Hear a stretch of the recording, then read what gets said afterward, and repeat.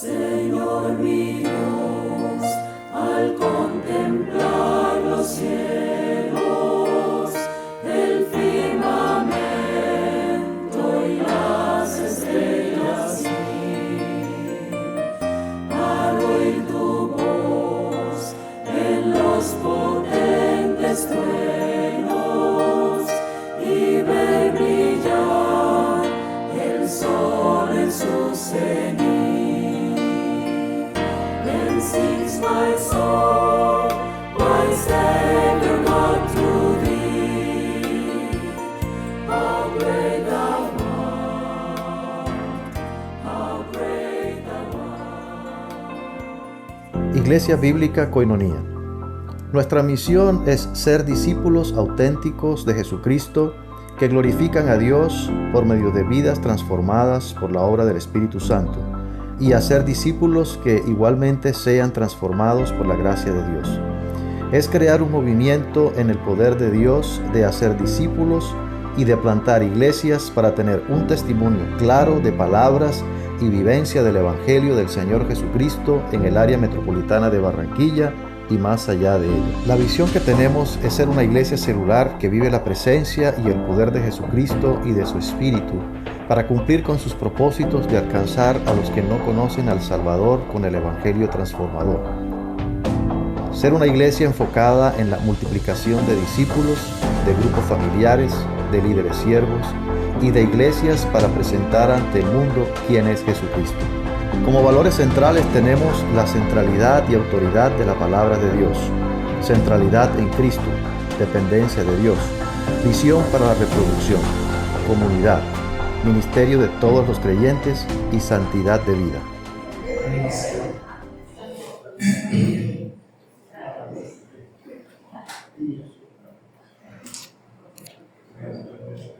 Muy bien.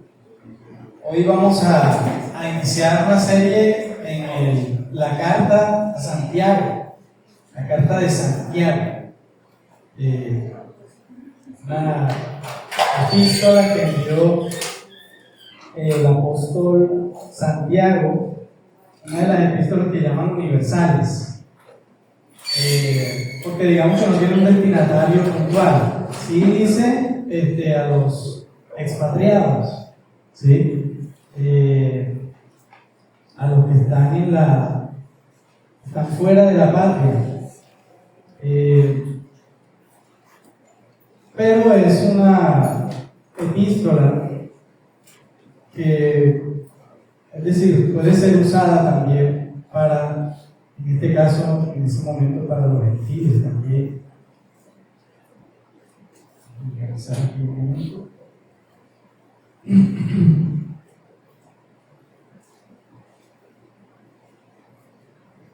Vamos a abrir nuestras Biblias en Santiago. Vamos a iniciar en el capítulo 1. Vamos a iniciar desde el verso 1 hasta el verso 4.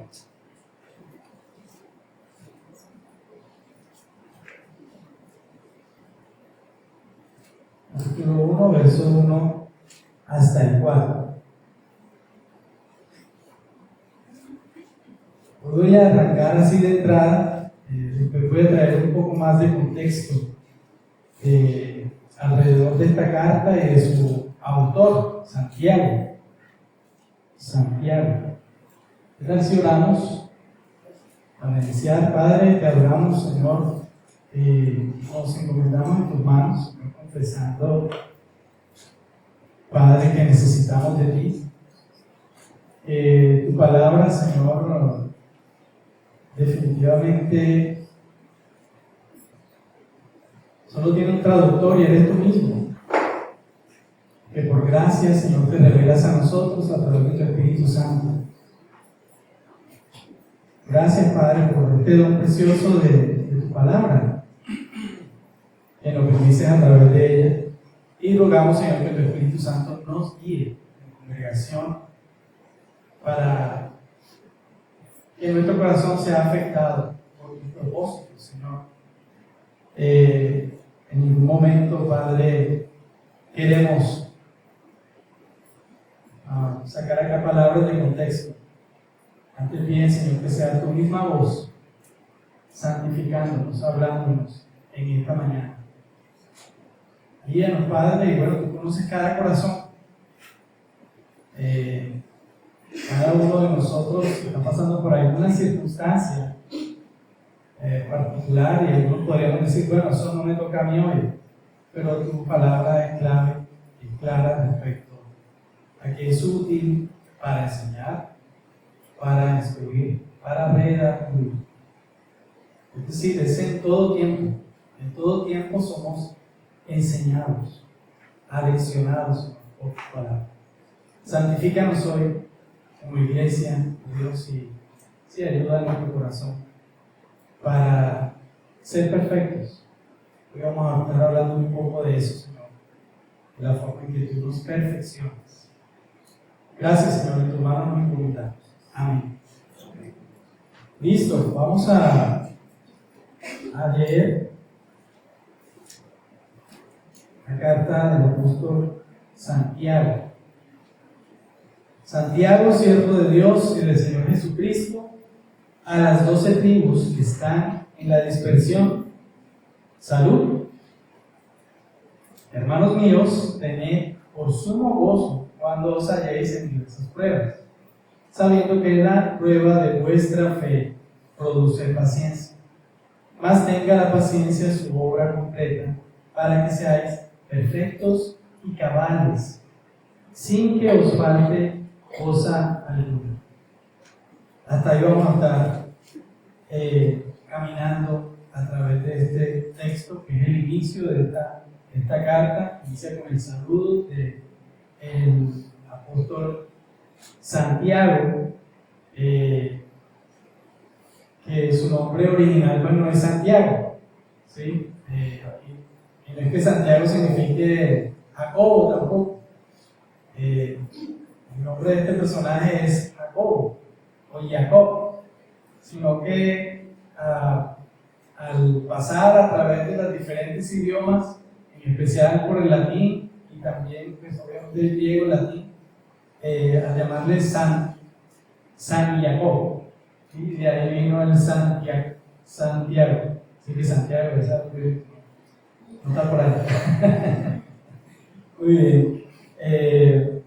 Y el apóstol Santiago tiene una particularidad, y es que él habla de la fe práctica, la fe en la vida, ¿sí?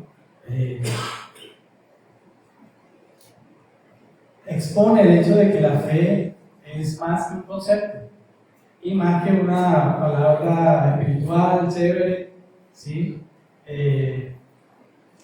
Trasciende esa palabra. La fe tiene que ver mucho con el actuar. Y cuando actúo es porque creo. Cuando actúo es porque estoy convencido. ¿Sí? Ustedes notan que los bebés cuando aprenden a caminar, ellos dudan a dar el paso. Mira, pero arranca a caminar.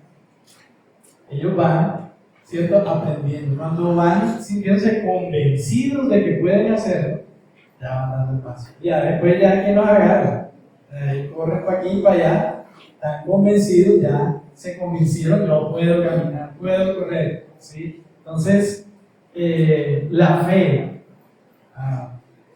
son todas aquellas verdades que Dios dice de Él, pero también dice de mí, ¿sí? De mis capacidades en Él. Y por eso nos llama a estar convencidos. Entonces, esta carta tiene mucho que ver con eso de la fe puesta en obra, la fe que actúa por convicción. ¿Sí? Y bueno, en especial, en particular, inicia esta carta con algo que ninguno de nosotros aquí pasamos. Todos aquí estamos libres de pruebas, ¿cierto? Cualquiera puede decir, yo, eso no es conmigo. No es cierto, ¿verdad? Las pruebas hacen parte de la vida del ser humano desde que nace hasta que muere. Y lo interesante es que el apóstol va a desarrollar el hecho de que las pruebas tienen, en manos de Dios, tienen un propósito. ¿Sí? Entonces, a veces, hermano, cuando pedimos, Señor, no permitas que pase esto y pasa. Entonces, no llegue, Señor, pero yo te dije que no pasara. No, Dios está diciendo, no era necesario que pasara. Porque yo estoy tratando con tu carácter a través de esta situación. Y un poco el argumento que traspasa estos versículos 4 es que la fe genuina del cristiano, de alguien que está en Cristo, se fortalece en medio de las pruebas. Lo estoy diciendo despacio para que lo pongan. La fe genuina del cristiano, del que está en Cristo, se fortalece en medio de las pruebas. Entonces no podemos zafarnos de ello. Hacen parte de nuestra vida, hacen parte de nuestro crecimiento. ¿Y qué hacen? Producen paciencia y madurez espiritual que van a reflejar en últimas el carácter de Cristo. Tremendo. Está diciendo esto, vamos así, no, Señor, ponme todas las pruebas que tú quieras. Porque al final, el propósito de las pruebas es que el carácter de Cristo está siendo forjado en ti. Está siendo forjado. ¿Sí? Entonces, pero claro, no vamos a decir, Señor, bueno, entonces, ponme 10,000 pruebas, aquí estoy, dale, porque yo quiero que se no. Dios lo hace en su tiempo. ¿Sí? De hecho, el apóstol dice aquí,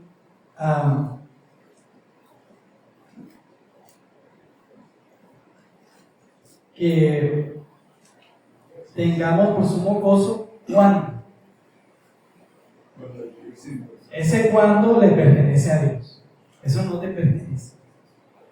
Tú no le puedes decir al Señor, Dios, hoy, así como Matrix, ponme fe, o ponme, no sé, paciencia, ponme esta parte del carácter de Cristo. ¿Sí? Dios obra en su tiempo conforme a su voluntad y sus propósitos. El asunto es que debemos estar conscientes de eso. ¿Sí? Es decir, en el momento que venga la prueba, y eso es algo que vamos a estar mirando acá, la pregunta no es, Señor, ¿por qué me pones esta cuestión? ¿Sí? Que es válido preguntarle a Dios. Estoy diciendo que no le pregunto, claro que sí. Pero el foco va a ser Señor, muéstrame para qué. Ayúdame a entender por qué está pasando esto. ¿Qué hay en mí? ¿Alguna circunstancia? ¿En qué quiere, Señor, que yo vea? ¿En qué quiere que yo crezca? Ayúdame, Señor, para caminar contigo. Sí, esta mañana hablaba en la alabanza, en el principio, de lo que significa estar en armonía. Estar en armonía es ponerse de acuerdo. Cuando los instrumentos tocan, ellos están en armonía porque se ponen de acuerdo. ¿Sí?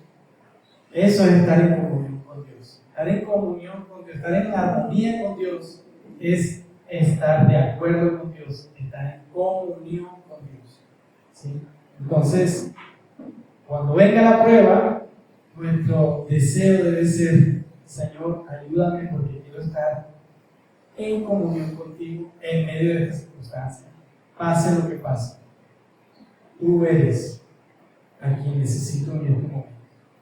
Bien, entonces, así arranca. El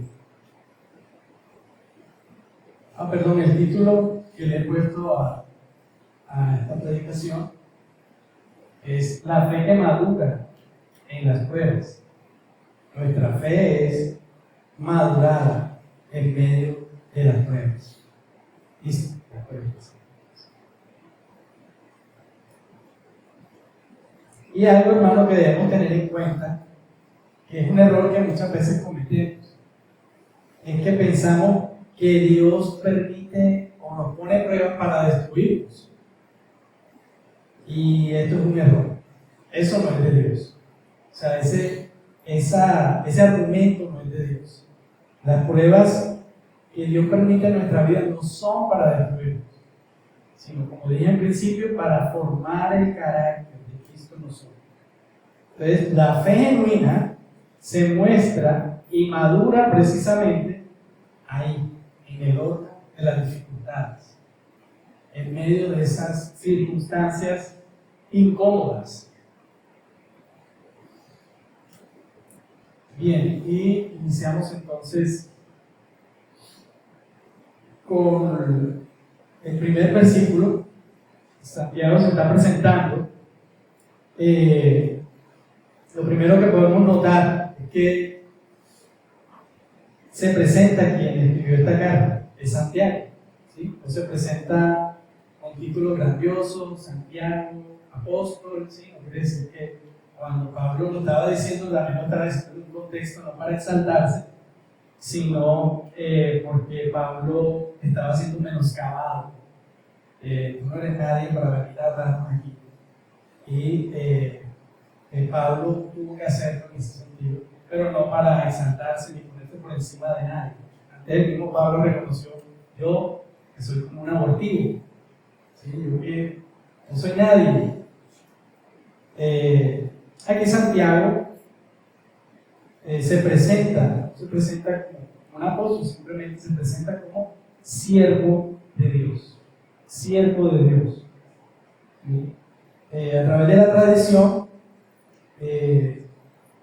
sabemos que este Santiago que está aquí, o el Jacobo, el cual se habla acá, era el hermano del Señor. ¿Sí? Entonces, esto nos ayuda a entender un poco, es interesante, que él no dice yo Santiago y no infla el pecho diciendo el hermano de Jesús. ¿Ven aquí? No. Fíjense la actitud que tiene él frente a esta situación, que dice siervo del Señor Jesucristo. A pesar de que el mismo Señor, a través de la Escritura, se le había presentado, resucitado a él, personalmente, se le presentó, y él no se engrandece, no se le infla el pecho, sino que antes bien humilla su vida para gloria de Dios. Porque recordemos que Santiago era uno de los que no creía en Jesús, era su hermano, y sus hermanos no creían en él. ¿Sí? No creían en él. Aún con María fueron a buscarle un día: ¿qué haces aquí para casa? Porque te estás metiendo en problemas. No creían que él era el Cristo. Claro, no les había sido revelado en ese momento. Pero era uno de estos personajes.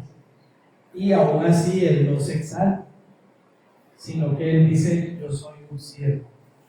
Y aquí la palabra siervo no es el que ayuda, el sirviente, era más profunda. En ese tiempo la palabra siervo, dulos, era esclavo. Y el esclavo no era que te ayudaba, o sea, él era una cosa ahí que tenía que servirle. ¿Sí? Era menos que un ayudante. Menos un ayudante tú lo pones en su lugar. Era una cosa ahí. Que era una cosa que necesito que estés aquí, ¿sí? Porque tú me perteneces. Y ahí esa palabra siervo, fíjense, implica pertenencia. Y cuando Santiago está diciendo aquí siervo del Señor, dulos del Señor, está diciendo: yo le pertenezco al Señor, yo soy su esclavo, ya no me pertenezco a mí mismo, ¿sí? Y bueno, este varón llegó a ser líder de la iglesia en Jerusalén y después fue muy reconocido por su sabiduría. Lo vemos en toda la carta, ¿sí? Esta es una de las cartas reconocidas como una carta de sabiduría, ¿sí? Además, vemos en la carta que se muestra una persona piadosa.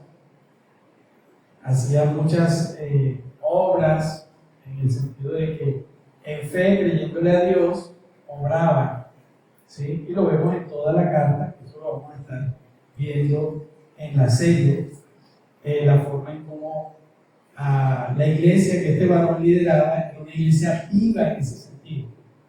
No solamente era de palabrita, sino que actuaba, estaba ahí ayudando a las viudas, al huérfano, se ayudaban los unos a los otros, ¿sí? Es una cuestión de una iglesia viva. Muy bien, entonces resaltamos de que también Santiago le llama Señor a Jesús. Señor. Y en el contexto de Santiago, que era judío, pensaba en hebreo, ¿sí? Pensaba en Yahvé, Jehová, Yahvé. Pero ellos no lo nombraban de esa manera, sino que fíjense la conexión. Le decían Adonai. Y aquí yo les he dado a conocer el contexto de esa palabra, que viene de Adón, dueño. Adonai es mi dueño, tú eres mi dueño, mi Señor. ¿Sí? Y desde el griego le llaman Kyrios. Entonces simplemente lo digo es para ver la fuerza de estas palabras que se están usando aquí. Y Santiago está diciendo, Jesús es el Señor, es Dios.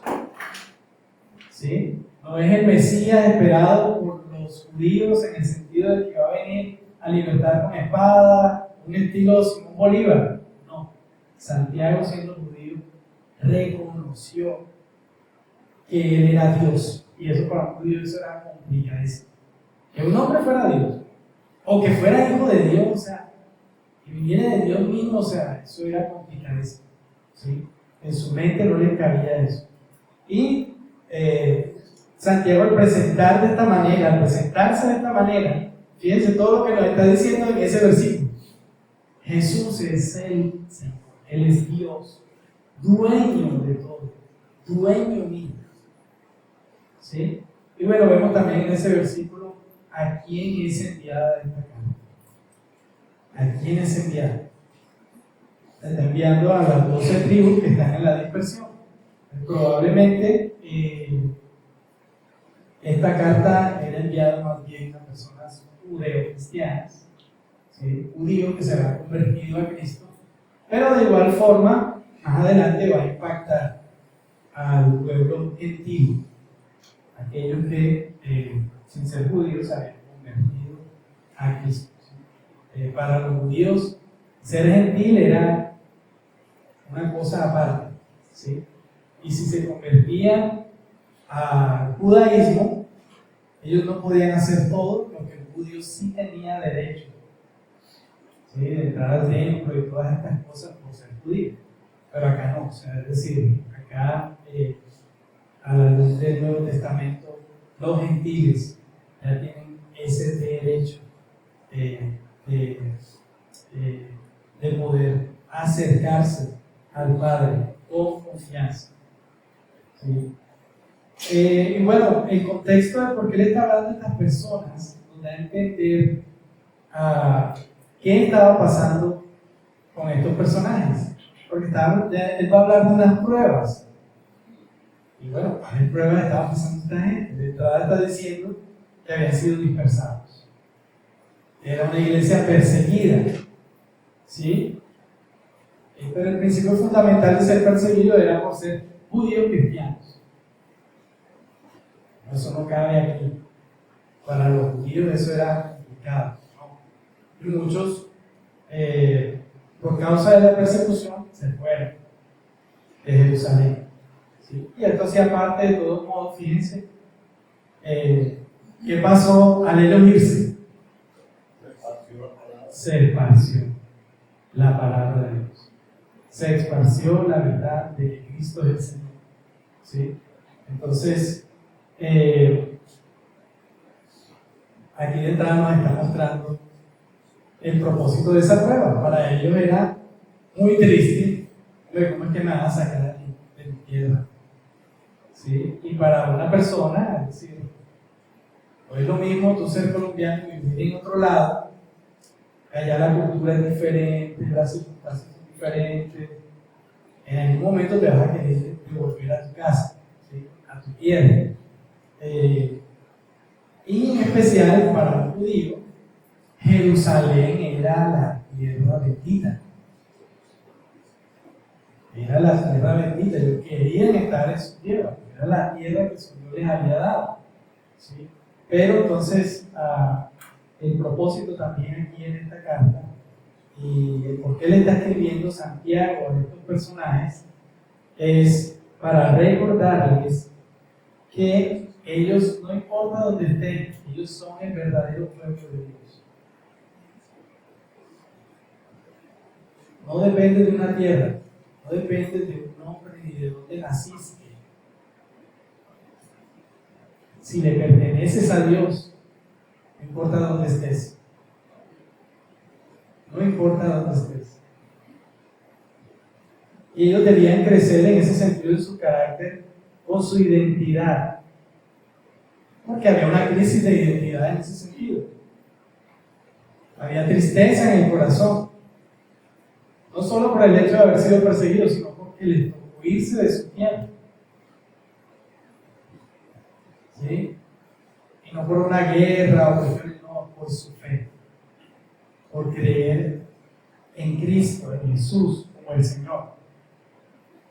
Entonces vemos ahí las circunstancias, vemos ahí un poco el contexto de esta carta, de por qué Santiago está escribiendo a estos personajes que están en la dispersión. Y al final, en este versículo dice salud.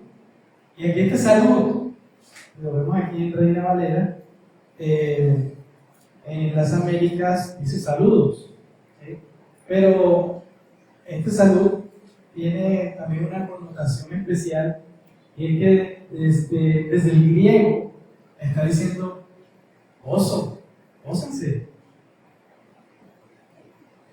¿Okay? Es tremendo, o sea, decirle a personas que se sienten tristes y todo eso, que se gocen, que están por allá, fuera de su tierra, pasando penalidades, ¿sí? Que se gocen. Pero más adelante vamos a ver en este texto por qué le está diciendo esto.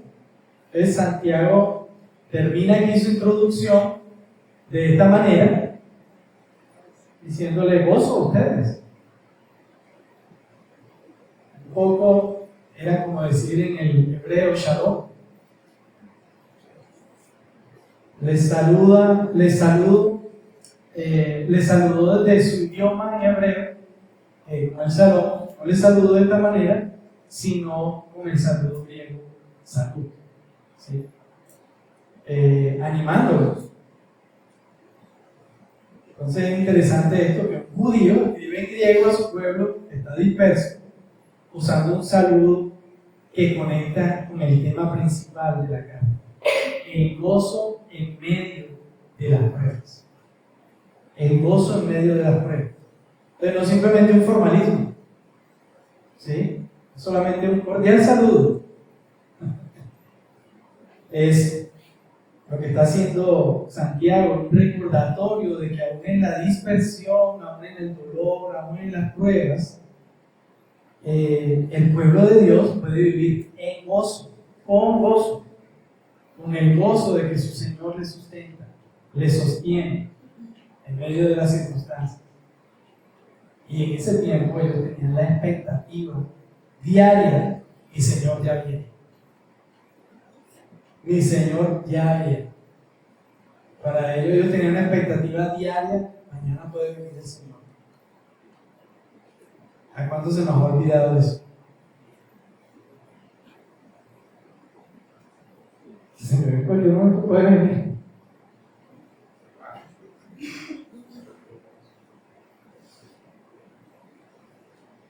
Y mirar introspectivamente mi corazón.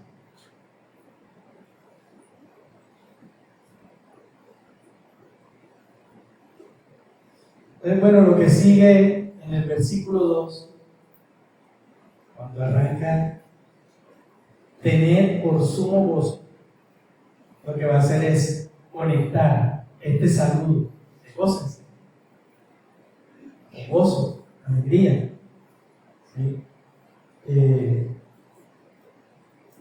Va a conectar, y este gozo, decía aquí alegría, que lo traducimos al español así chévere, alegría, y cuando nos imaginamos alegría, nos imaginamos a alguien feliz, brincando, saltando, con la sonrisa de oreja a oreja. Pero el gozo aquí no es una alegría superflua y pasajera. Fíjense que el gozo aquí es una actitud de fe sólida, una actitud de fe convencida de que a pesar de lo que está pasando, mi Dios es soberano y Él es mi esperanza, mi fortaleza, mi pronto auxilio en la tribulación. Es una fe duradera que me sostiene en medio de la prueba. Porque el mismo gozo, el propio gozo, el gozo de la iglesia es Dios mismo. Es Dios mismo. Y eso nos recuerda Nehemías 8:10. Le dice Nehemías: el gozo del Señor es mi fuerza. Él es mi fuerza. Entonces vemos cómo aquí hay una sopa de interpretación, por así decirlo, de todas las verdades que el Señor está dándonos a entender, y Él no solo quiere que entendamos eso. ¿Sí? En un saludo, miren, un versículo.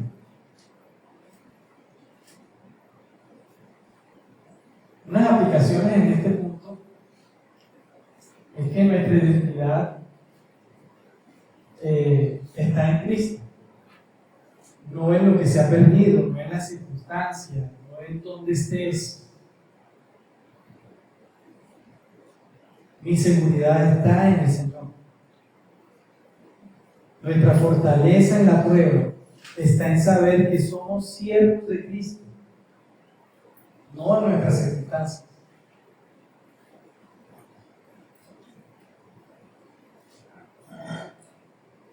También que en las pruebas Dios nos recuerda que nuestra ciudadanía está en los cielos, no en esta tierra.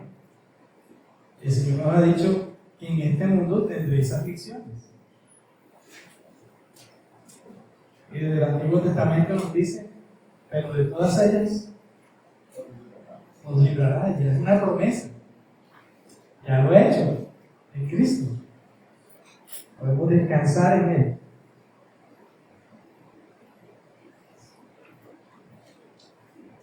Muy bien, sigamos el segundo punto. El gozo en medio de la prueba. Es lo que está tratando el apóstol Santiago aquí.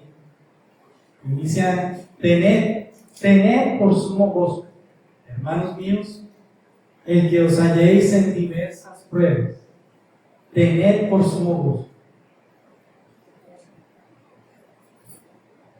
Santiago nos llama a ver las pruebas desde otra perspectiva. ¿Sí? Tened por sumo gozo. No significa aquí disfrutar el dolor, ¿sí? Ni negar la realidad. No, todo está bien. Eso no importa, yo me siento súper. Se murió mi familiar ayer, pero es victoria. No, hermano, si duele que se muera tu familiar, trae tristeza, trae dolor, ¿sí? O me salió una enfermedad, o perdí el trabajo, Esas cosas dan tristeza, duele. ¿Sí? De eso no se trata el gozo del cual se está hablando aquí. Quiere decir que estas cosas no tengan una implicación. El mismo Jesús nuevamente lo dijo, que estamos en el mundo. En el mundo tendremos aflicciones. Pero no temáis, yo he vencido. Yo he vencido al mundo. Esa es nuestra confianza, ese es el gozo. Pero Jesús no está diciendo, en el mundo ya no vas a tener aflicciones porque aquí estoy yo. No, me está diciendo, en el mundo vas a tener aflicciones. Pero ahí sí, no temas. Yo he vencido al mundo. Ese es tu gozo, ese es mi gozo. Puedo descansar en la obra de mi Señor. Puedo disfrutar de que estas cosas son pasajeras. Por eso el dicho que no hay mal que dure 100 años. ¿Sí? Y hemos escuchado de dictaduras larguísimas, de imperios de mucho tiempo, y hoy día no existen. Entonces los que están hoy día abusando del poder, en algún momento se caen. Dios es soberano.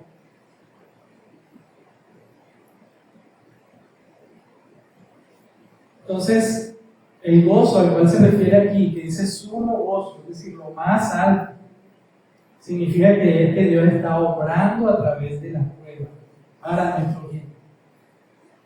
Hay propósito en esas circunstancias. Dios está obrando. Jesús mismo nos mostró este camino. ¿Sí? Lo vemos en Hebreos 12:2. Dice que por el gozo puesto delante de él sufrió la cruz. Jesús no se fue feliz cargando la cruz, ¿sí? Brincando de alegría. No, sufrió. Lo escupieron sus mismos compatriotas. Lo negaron sus propios apóstoles. Huyeron, lo dejaron solo. Pero él sabía en quién había confiado. Y es aquí donde nos está enfocando el texto. Tu gozo no está en que tu familia tiene plata, ¿sí? O en que tienes un tío allá en Estados Unidos que te puede mandar si necesitas. O es que tú eres un ingeniero con doctorado, con magíster y no sé qué, y eso te va sacando el problema. No, ese no es tu gozo. Eso no es tu gozo, eso es pasajero. Y a veces en el mundo puedes tener el super rango alto, los super estudios, y te pueden cerrar puertas. Porque tristemente, al menos en nuestro país, hay médicos con doctorado manejando taxi. ¿Sí? Eso como un ejemplo, pero hay muchas otras circunstancias tremendas que pasan a nuestro alrededor. Entonces aquí el imperativo que dice tengan, tener, es como una orden, pero es un ánimo, una orden el que está animando. Hermanos, tengan por sumo gozo. Lo está reenfocando, le está llevando a mirar desde otra perspectiva. Tengan por sumo gozo. Aquí ese tener es considerar. Considere. Considere. Es decir, piensen por un momento. No se queden en el problema. No te enfoques en el problema, en la circunstancia que te está quitando la paz.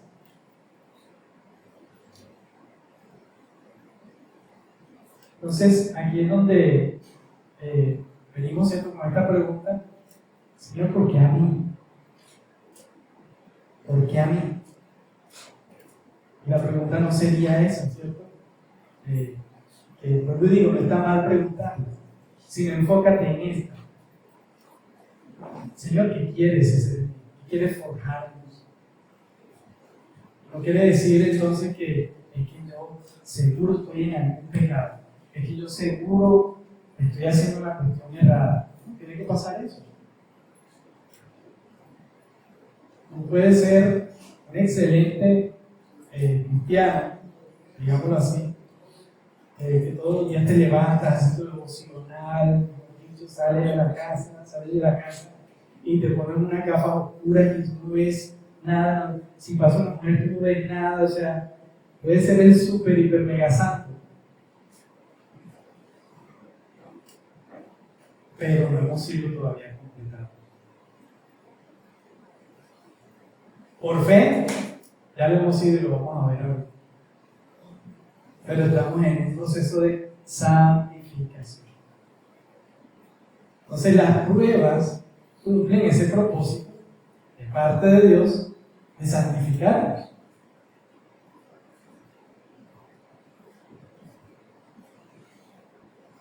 Entonces, aquí este imperativo no es un consejo opcional. Santiago no está diciendo, mira, sería bueno que ustedes como que se alegren, se gocen en medio de él. Ahí está diciendo, mire, consideren. Lo que dice consideren es, piensen, ¿sí? ¿Y con qué voy a pensar? Con el pensamiento, no con la escritura. ¿Qué dice la palabra? ¿En quién debe estar puesta mi confianza? ¿Qué dice Dios en medio de estas circunstancias? Entonces, esto implica una decisión de la mente y del corazón, que interpreta las pruebas desde la perspectiva de la fe en Cristo. ¿Sí? Es decir, en medio de estas circunstancias, debo enfocarme en Dios. ¿Qué dice Dios que debo hacer en medio de estas circunstancias? Debo decidir descansar en Dios. Venid a mí todos los que estáis cargados y trabajados. De entrada, mi mente debería llevarme allá si yo estoy confiando en mi Señor. Entonces aquí el gozo es una alegría profunda, ¿cierto? No una alegría superficial, como decía ahorita. Y no se refiere a una emoción natural frente al dolor, ¿sí? Sino un gozo espiritual. Es la obra de lo que el Espíritu de Dios está haciendo, que me está dando a entender quién es mi Dios. Porque, hermano, por encima de las pruebas, por encima de las circunstancias, lo que tenemos que entender es lo que cantábamos esta mañana. Bendice alma mía, Señor, y llega al pináculo donde tú eres el Rey soberano. Tú estás sentado en el trono. No es la prueba la que guía mis decisiones. No son las pruebas las que me mueven. Es quién es Dios. Es quién es Él. Entonces, por eso nuestro gozo no depende de las circunstancias, sino de esta certeza de que el Dios soberano está obrando, está forjando su carácter a través de la fe. ¿Sí?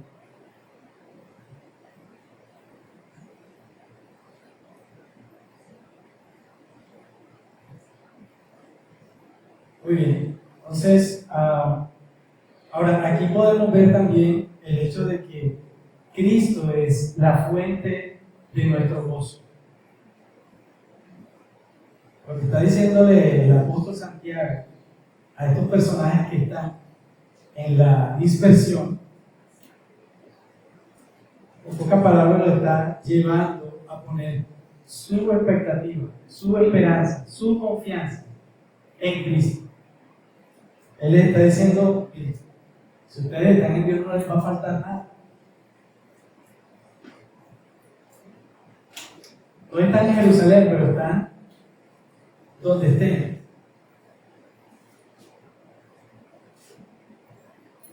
Dios es tu tierra, Él es tu porción. Dios es tu porción.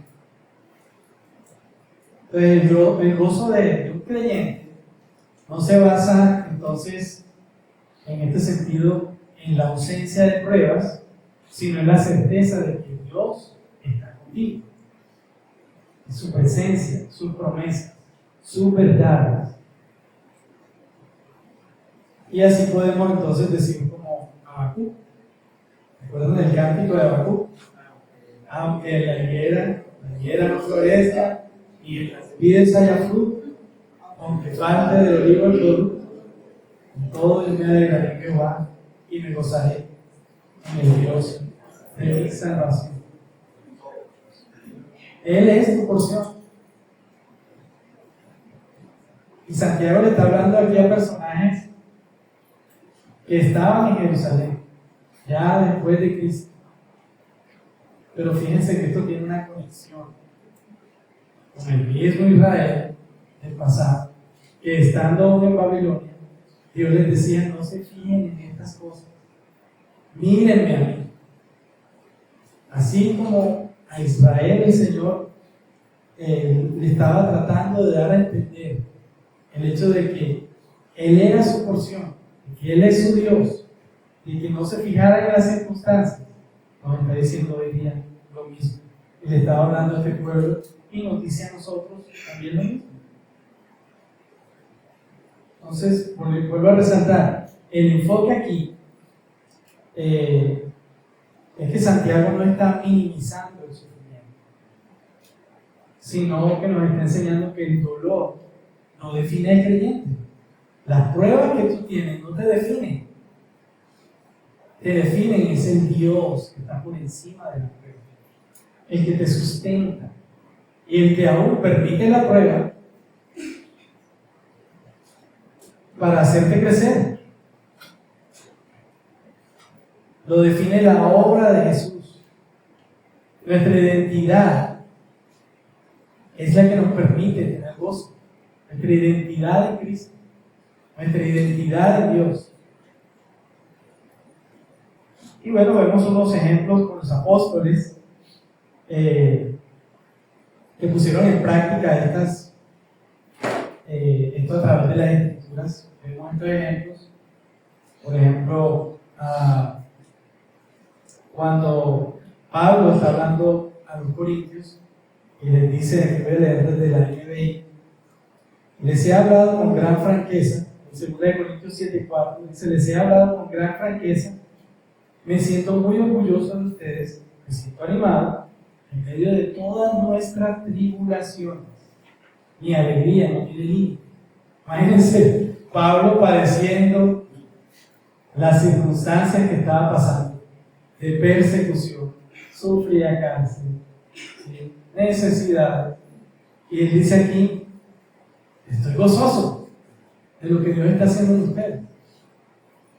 Es decir, estaba convencido de lo que Dios hacía. Por eso hablaba aquí ahorita respecto a que el gozo tiene que ver con la convicción, la fe, ¿sí? La convicción de lo que Dios, de quién es Dios, de lo que Dios ha hecho. También cuando Pedro y Juan fueron azotados, ¿qué hicieron ellos? Se sintieron dignos. Ellos no dijeron, ay, qué dolor, ¿sí? Me dieron duro, o me hicieron tremenda llaga.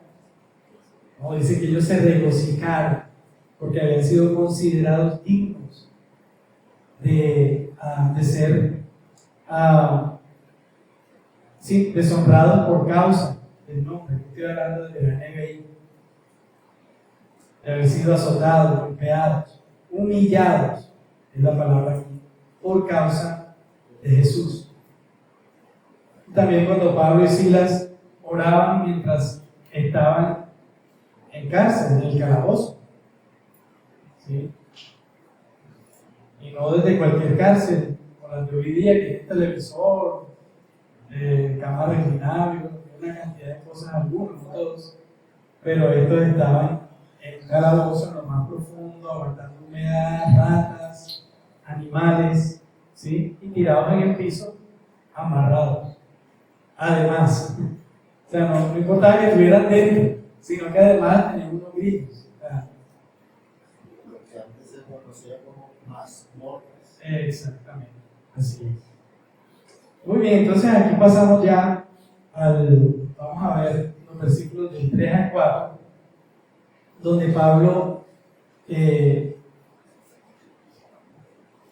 digamos que ya nos introduce a un argumento un poco más fuerte, porque habla del propósito final de las pruebas, y es crear en nosotros esto: paciencia y madurez.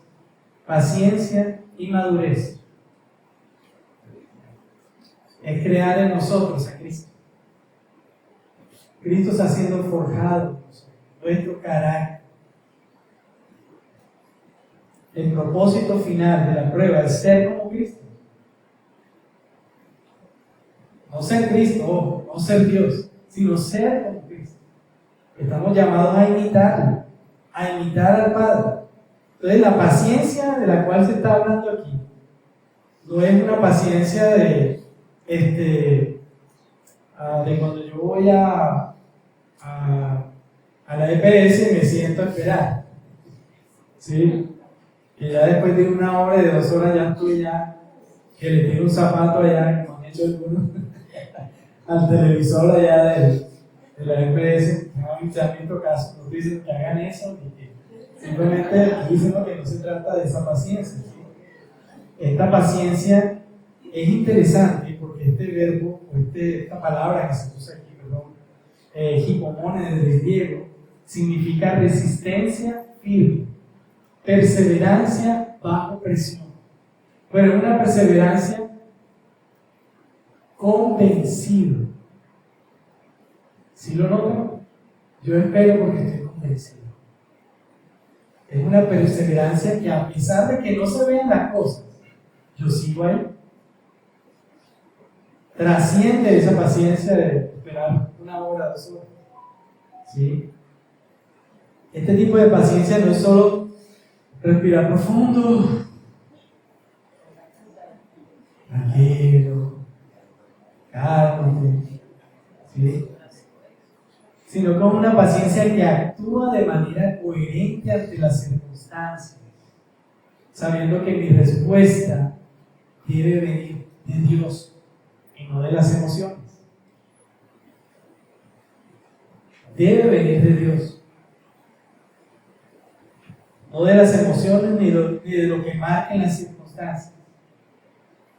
Dios está obrando en medio de la prueba. Entonces, después dice el apóstol que esta prueba conduce a la madurez espiritual, esta paciencia de la cual se está hablando aquí. Es decir, nos guía, nos lleva, por lo que está obrando el Señor en nosotros, a ser perfectos y cabales. Como dijo Jesús a sus discípulos: sean perfectos, como vuestro Padre que está en los cielos es perfecto. Como yo digo, no le está diciendo sean Dios, ¿no? Imiten al Padre. ¿Por qué? Porque ustedes son hijos del Padre. Entonces, tengan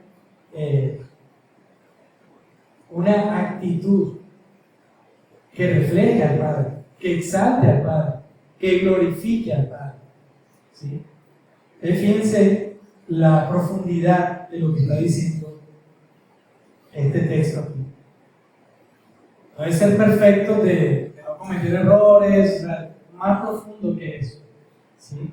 Es que el resultado sea que el carácter de Dios se vea en ti. Por eso es que dice, para que sean perfectos y completos sin que os falte nada. Hermano, la única forma en que no nos falte nada no es que tengas mucho dinero, o es que tengas muchas casas, o es que medio país sea tuyo. La única forma en que no te falte nada es que Dios habite. Es que Él sea tu Dios. Por eso, cuando el Señor entregó la tierra a Israel, a los levitas no les dio tierra. Él les dijo, yo soy tu porción. Yo soy tu porción. La iglesia hoy día. Eso apuntaba a la iglesia hoy día. Dios es nuestra porción. No te aferres a nada en este mundo. Por eso Jesús decía que no hagamos tesoro en esta tierra. Porque las cosas en esta tierra son pasajeras y son corruptibles. Pero en Dios no hay corrupción. Él es perfecto. Sean santos como vuestro Padre que está en los cielos es santo. A eso se refiere aquí cuando está hablando de ser perfectos. Imiten al Padre. Sean santos. Imiten a Cristo. Ese es el foco. Y eso es lo que hacen las pruebas en nuestra vida.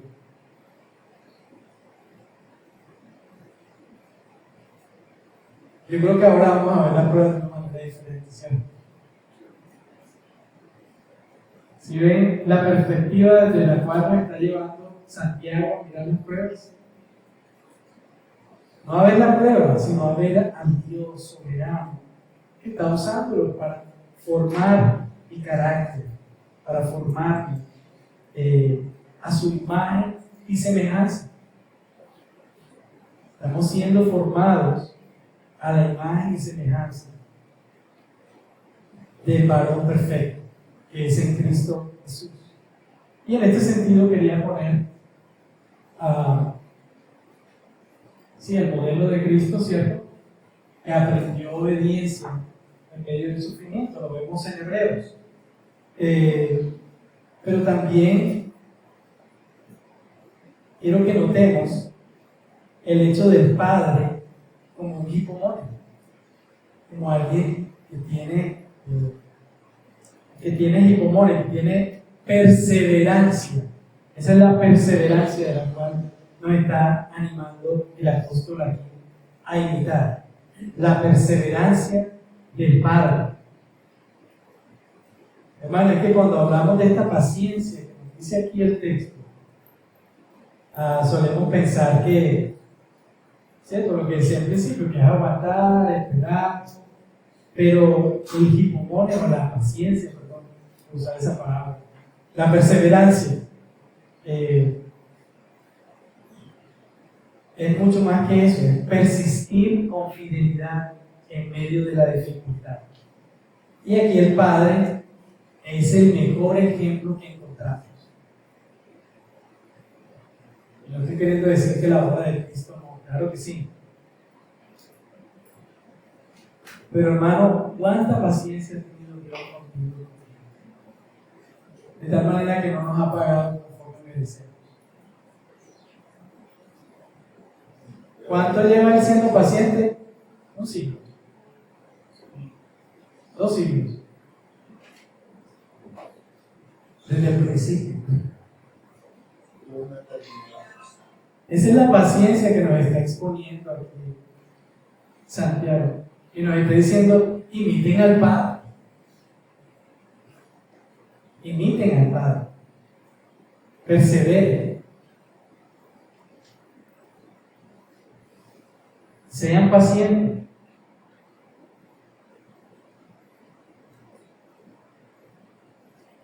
Entonces, esta paciencia no es una paciencia pasiva, que me quedo ahí esperando, sino que es una paciencia activa. Y es de todo lo que va a estar hablando Santiago respecto a que nuestra fe no es pasiva. Nuestra fe es activa, se ve, se nota.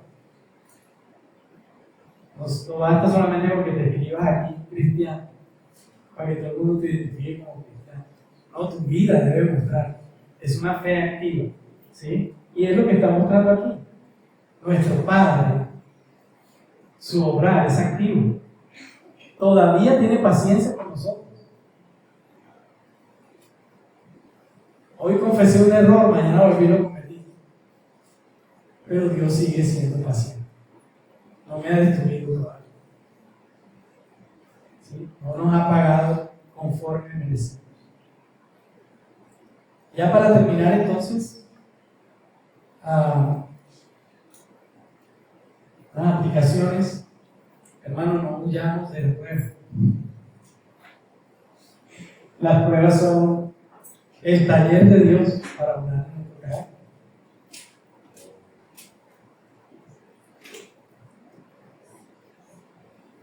La paciencia es una resignación, es una cuestión más pasiva.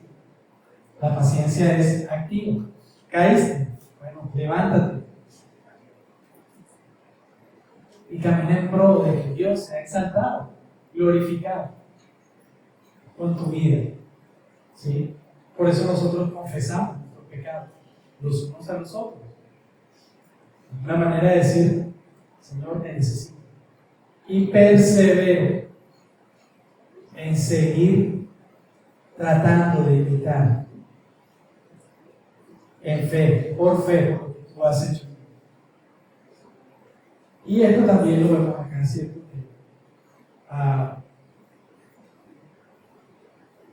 El fruto que sale de ser probados es la madurez en Cristo.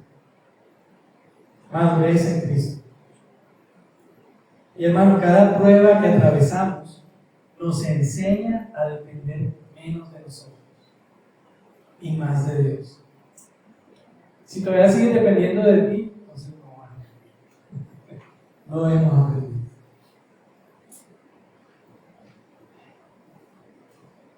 Y una conclusiones que vemos en el texto también: las pruebas no son castigo, son formación. El camino del creyente es este que dice Santiago: el gozo, fe, paciencia, madurez. Ese es el camino que llevamos. Porque el Dios que comenzó la obra la perfeccionará. Ese es nuestro gozo. Un atleta que no gana la resistencia corriendo una vez, sino que él ha entrenado, nosotros estamos siendo entrenados. Nuestros músculos espirituales están siendo fortalecidos. Que el Señor nos ayude. Vamos a orar.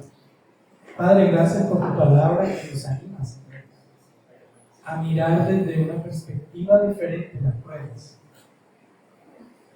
Gracias, Señor, por esta carta de Santiago, inspirada por ti, Señor. Gracias por todo el bien que nos haces al hablarnos de estas cosas, que nos santifican y que nos ayudan, Señor, a que nuestra mente sea afectada de tal manera que de aquí en adelante no vamos a ver las pruebas de igual forma. Pero ayúdanos también, Señor, a perseverar, a imitarte a ti, Señor. Que tu Espíritu Santo ilumine nuestra mente en ese sentido. Que podamos, oh Dios, verte en nuestro andar diario, ver tus promesas, aferrarnos a Él, aferrarnos a la obra de Cristo, aferrarnos a Cristo. Ayúdanos, Señor, como iglesia, como individuos, y síguenos santificando. Qué bueno eres, Señor, que no nos has pagado conforme merecemos. Qué bueno eres, Señor, que tú perseveras. Sigue perseverando, oh Dios. Gracias, Señor, porque la buena obra que has iniciado en nosotros, tú la perfeccionarás en su tiempo. En su tiempo. Tú eres quien pone el cuándo, tú eres quien pone los tiempos. Tú eres soberano, Señor, y hoy te exaltamos por esto. Te decimos gracias. Recibe la gloria, Dios, en el nombre de Jesús. Amén. Amén.